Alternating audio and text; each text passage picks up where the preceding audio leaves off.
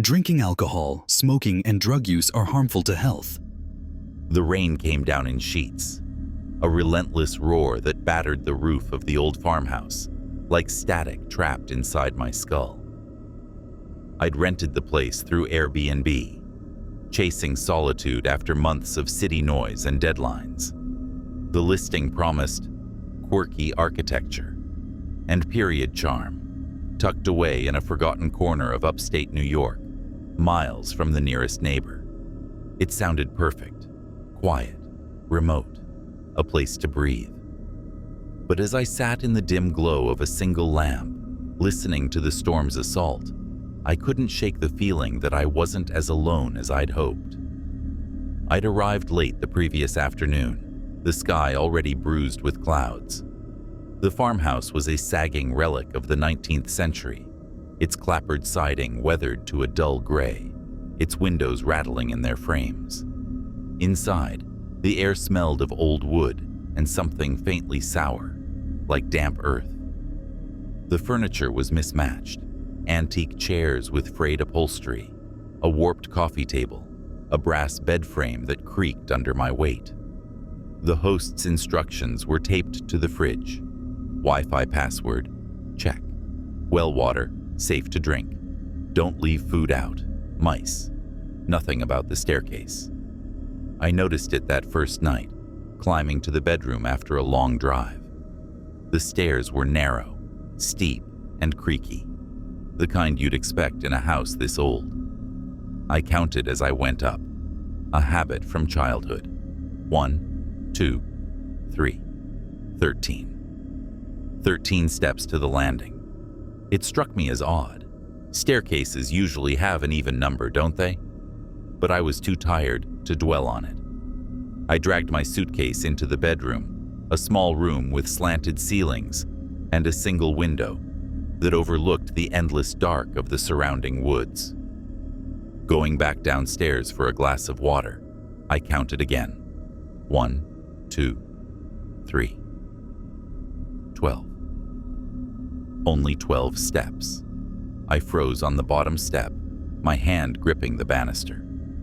I turned and counted upward. 1, 2, 3, 13. Down again. 12. I laughed it off, a nervous chuckle that sounded too loud in the empty house. I was tired. I was bad at counting. That's what I told myself. But the second night, it got worse. I woke to the sound of footsteps above me, slow, deliberate, each one a heavy thud that vibrated through the ceiling. Step, step, step. My heart kicked against my ribs.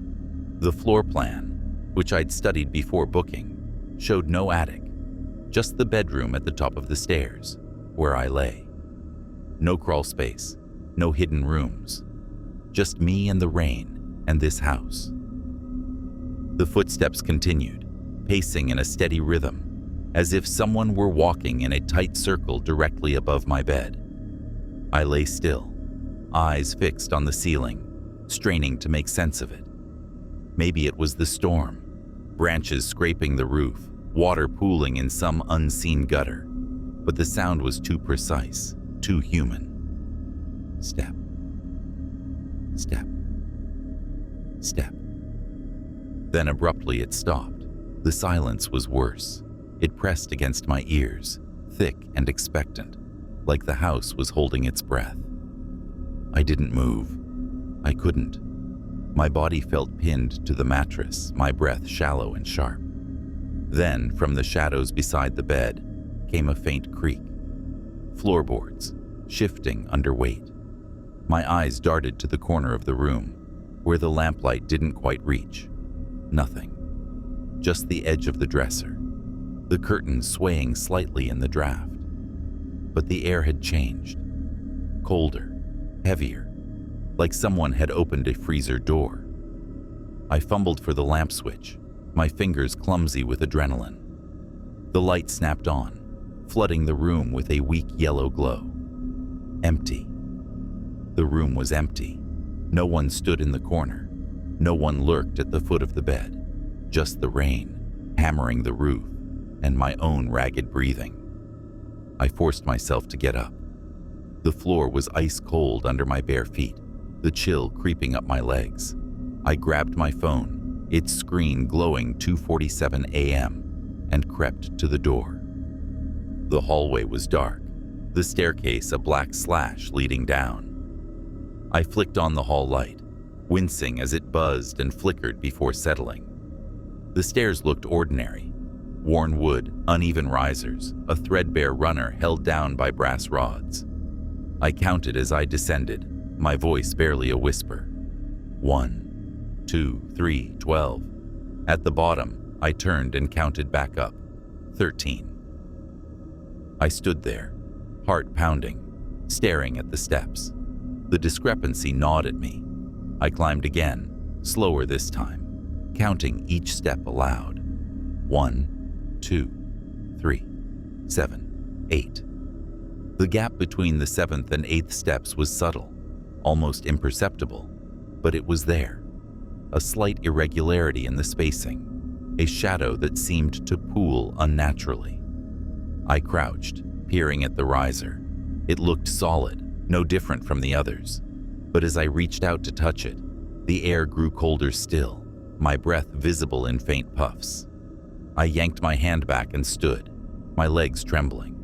The house was silent except for the rain, but it felt like it was watching me. I backed away, retreating to the bedroom, and locked the door behind me. The lock was flimsy, a decorative knob that wouldn't stop a child, but it was something. I didn't sleep the rest of the night.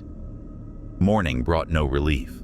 The rain hadn't stopped, and the sky was a flat, oppressive gray. I made coffee in the ancient drip machine, the bitter smell grounding me as I tried to rationalize the night before. Old houses creak. Storms make strange noises. The staircase thing was just a quirk, a design flaw. I'd miscounted, or the steps were uneven, throwing off my rhythm. But the footsteps above me, the creak beside the bed, those were harder to dismiss. I decided to explore the house, hoping daylight would strip away its menace. The ground floor was unremarkable. A living room with a sagging couch, a dining area with a chipped oak table, a kitchen that hadn't been updated since the 1970s. The only oddity was a locked door off the kitchen, probably a basement or pantry. The host's instructions hadn't mentioned it, and I didn't have a key. I rattled the knob, but it didn't budge. Upstairs, the layout was simple. The bedroom, a small bathroom, and a closet with a slanted ceiling. No attic access, no trap door, no explanation for the footsteps. I checked the ceiling in the bedroom, looking for cracks or panels, but it was solid plaster, yellowed with age. I even tapped the walls, half expecting a hollow spot, but they were solid too. I sat on the bed, scrolling through my phone for the Airbnb listing. The reviews were glowing. 5 stars, praise for the cozy vibe and peaceful setting. No one mentioned the staircase. No one mentioned footsteps. I sent a message to the host, trying to sound casual. Hey, just curious, how many steps are on the staircase?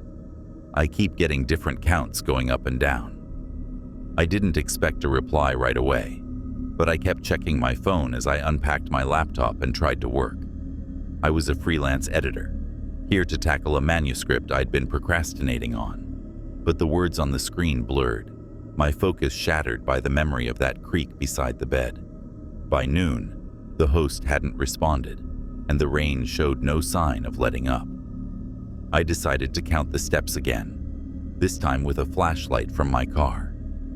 I stood at the bottom, shining the beam upward. The staircase looked normal, if a little worn.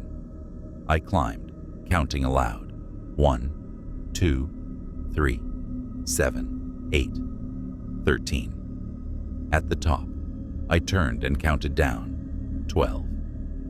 The gap was still there, between the 7th and 8th steps. I aimed the flashlight at the riser, half expecting to see something, a crack, a seam, a hidden panel. But it was just wood, scuffed and splintered with age. Then I saw it. A faint smudge on the edge of the 8th step, like a fingerprint in dust. I leaned closer, the flashlight beam trembling in my hand. It wasn't dust. It was wet. A small, glistening patch, like someone had touched the step with damp fingers. I reached out, then stopped myself. The air around the step felt wrong, colder, denser, like I was reaching into a pocket of winter. I backed away, my pulse hammering. The smudge was still there, catching the light. I told myself it was a leak, water seeping through from the rain. But the ceiling was dry, the walls unblemished. I grabbed my phone and took a picture, zooming in on the screen. The smudge looked almost like a partial handprint, the fingers too long, too thin. I didn't go near the stairs for the rest of the day. That night, I barricaded the bedroom door with the dresser. It was heavy, scraping across the floor, but it made me feel marginally safer. I kept the lamp on, the light a frail defense against the dark. The rain had eased to a steady drizzle, but the house was far from quiet. Every creak, every groan of the old wood felt like a warning. I tried to read, to distract myself, but the manuscript's words swam together, meaningless. At 1:13 a.m., the footsteps started again. Step, step, see, step. Above me, circling, deliberate. I clutched the blanket, my eyes fixed on the ceiling.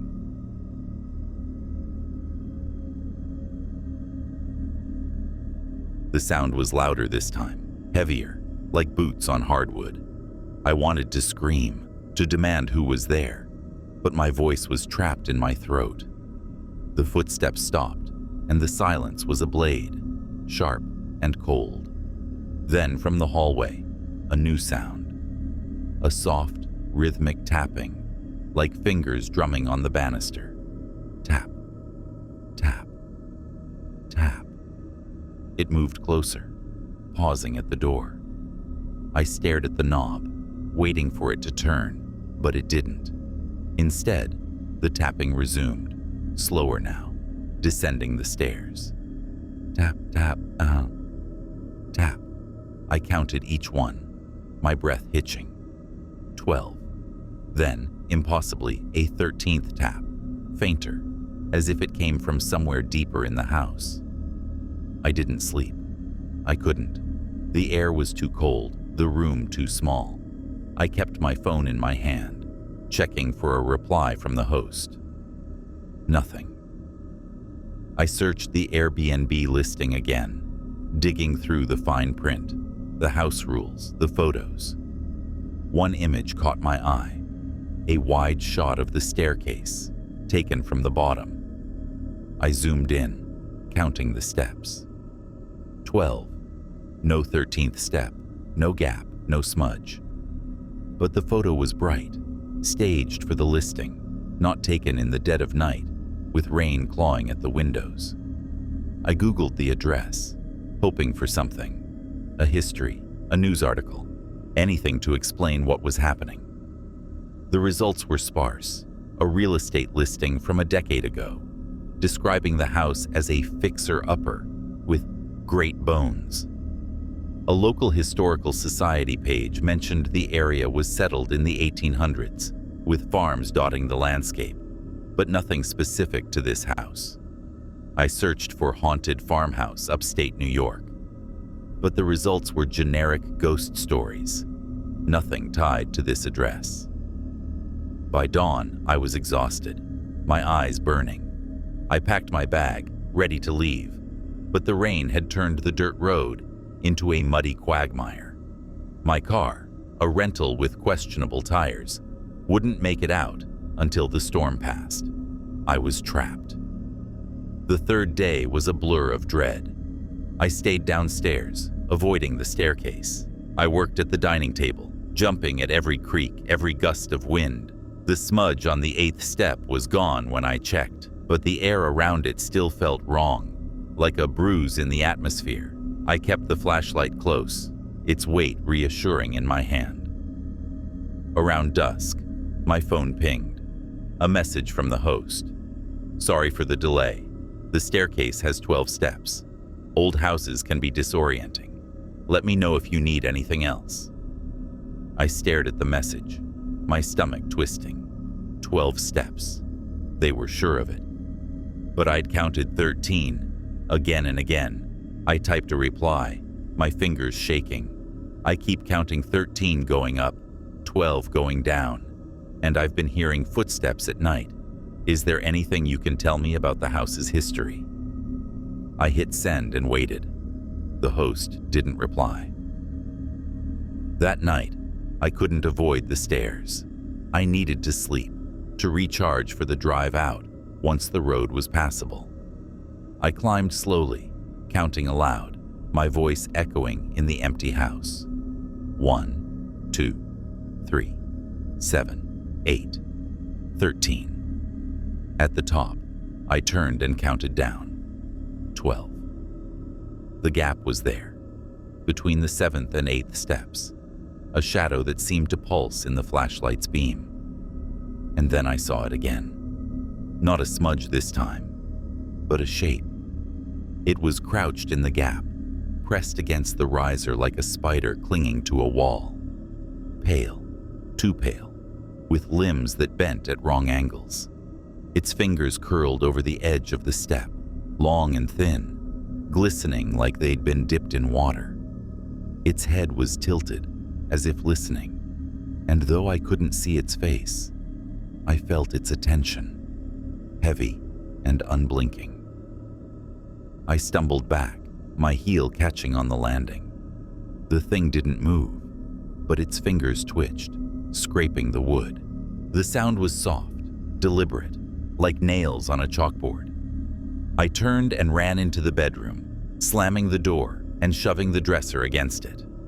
My chest heaved, my vision swimming with spots. I grabbed my phone, ready to call for help, but the signal was gone. No bars, no Wi-Fi, just the rain and the thing on the stairs. I sat on the bed, the flashlight trained on the door. The house was silent, but it wasn't empty. I could feel it, the weight of something watching, waiting. The air was colder now, thick with that freezer-like chill. I didn't dare turn off the lamp. Then from the stairs, a sound. Step, step, step. Slow, deliberate, climbing toward me. I counted, my voice a whisper. 1, 2, 3, 7, 8. The footsteps stopped at the gap, and for a moment, there was silence. Then, a 13th step, heavy and final, like a door slamming shut. It was in the hallway now. The tapping started again, soft and rhythmic, right outside the door. Tap, tap, tap. I clutched the flashlight, my knuckles white. The knob rattled, just once, then went still. I waited, every muscle taut, but the tapping didn't resume. Instead, I heard it, a low, wet sound, like someone breathing too close. It came from behind me, from the shadows beside the bed. I spun around, the flashlight beam slicing through the dark. Nothing. Just the dresser, the curtain, the empty corner. But the breathing continued, shallow and uneven, like air being drawn through a clogged pipe. It was close, so close I could feel the cold radiating from it, brushing against my skin. I didn't look back at the door. I didn't need to. I knew it was there, on the stairs, in the hallway, beside me. The 13th step wasn't just a quirk of the house. It was a door, and something had come through. I don't know how I survived that night. I didn't sleep, didn't move, just sat with the flashlight and the lamp, waiting for dawn. When the first gray light filtered through the window, the breathing stopped. The air warmed, the house settling into an uneasy quiet. I packed my bag and left, the road still muddy but passable. I didn't look at the staircase as I descended, didn't count the steps. I just ran. Back in the city, I tried to forget. I deleted the Airbnb app, blocked the host's number. But the memory of the 13th step followed me. I started counting stairs everywhere. My apartment, the office, the subway. Always 12, always even. I searched for the farmhouse online again, digging deeper. I found a forum post, buried in a thread about haunted places in upstate New York. A user claimed their great-grandfather had lived in a house like mine, built by a family who vanished in the 1880s. The post mentioned a staircase that didn't add up, a step that appeared only at night. The user's great-grandfather had burned the house down, claiming something lived in the gap. I don't know what was on that 13th step. I don't want to know. But sometimes, in the quiet of my apartment, I hear it. A faint creak, a tap, a breath too close. And I wonder if it followed me, if it's still climbing, one step at a time.